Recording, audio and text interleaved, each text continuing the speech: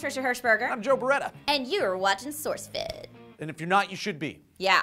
Today we've got a story for you that really pops my bubble wrap. American Airlines is not my favorite for many reasons. They charge for bags, they've got just a little bit of legroom, virtually no frills, and they really don't care at all if they mess up your travel plans. And a study recently showed that American Airlines literally flies over its passengers while they're waiting to board and craps on their heads. Okay, that's not really true, it's just what it feels like. Sure does. Well, if you want yet another reason to dislike American Airlines, I've got a doozy for you. This past Sunday, the Vanderhorst family, Joan and Robert and their 16-year-old son Bede, were set to fly an American Airlines flight from Newark to Los Angeles. They were on their way home to Porterville, California.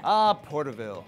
Beautiful, beautiful town. Anyways, they decided to give themselves a little treat on their way home and use that check-in kiosk thing to upgrade to first class. Oh, nice. Well, it was nice until they got to the boarding area and weren't allowed to get onto the jetway. You see, Joan and Robert's son Bede has Down syndrome. And even though Joan pulled out a cell phone and took a video recording of Bede sitting quietly playing with his baseball cap, American Airlines labeled him a flight risk and would not let them even step onto the jetway, let alone fly home. In the video, you can hear Joan crying and Robert telling an airline employee he's behaving. He's demonstrating that he's not a problem. American Airlines spokesperson Matt Miller claims the child was excitable and running around, and that the pilot unsuccessfully tried to calm the boy down before telling the family he presented a risk to passenger safety. But the Vanderhorsts say the pilot didn't even interact with their son. They have video proof that Bede was just sitting down quietly the whole time. So what could be the reason that the Vanderhorsts, who fly all the time without a problem, were not allowed to go home on Sunday? They believe it's because they were in first class and American Airlines did not want a disabled boy in first class. The airline told them that Bede might disturb the pilot so close to the cockpit, forcing an emergency landing. Robert Vanderhorst said, "My son is no different from a 4 or 5-year-old as far as behavior. If American Airlines is so worried about disturbing the pilot, why don't they have a minimum age requirement for first class passengers?" And honestly, would having them sit 15 feet further back make that big of a difference anyways? Like, if he's 5'1" and 160 pounds, like, you know, Lee and Trish smushed together in a Lee-Trish human being sandwich thing, and he's truly being loud and running around 15 feet behind and coach ain't gonna help that much. It seems to me like they just didn't want a disabled boy disturbing other first-class passengers. And that's gross. I concur.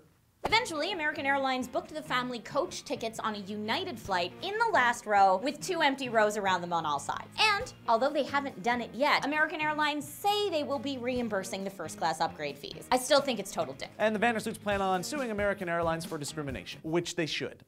So, all you guys hear about are negative airline stories. We want to hear some of your positive ones. What are some of the best flights you've ever had? Let us know in the comments down below. Don't forget to like and subscribe if you haven't already. Click this here annotation or go to SourceFed.com for our 5 daily stories of the day or anything else we've ever done. I'm Trisha Hirschberger. I'm Joe Beretta. I want to grow wings so I don't have to fly on airplanes anymore. Good call. Make it happen, scientists. Not Icarus wings, though.